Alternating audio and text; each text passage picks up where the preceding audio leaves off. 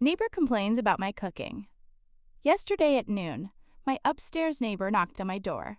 He has recently moved in, and things have gotten more annoying. He said my cooking smell is too spicy. He said it annoys him. I felt embarrassed but also angry. I cook at home after work. I open a window but the smell still goes up. I think cooking smells are normal in apartments. I can be careful, but I don't want to stop cooking. The smell is not the only problem. When I watch something on my laptop, he bangs on his floor. His floor is right above me. My volume is only a little up. I never play music late. When he bangs, I jump every time. It makes me feel stressed in my own home. But he watches TV for hours at night. I can hear it through the ceiling, and I have to sleep through it. I have not complained because I don't want to fight.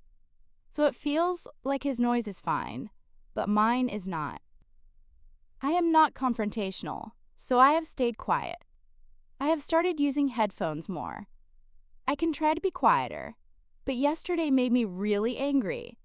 What can I do without a big fight? Should I write a calm note or talk to the landlord?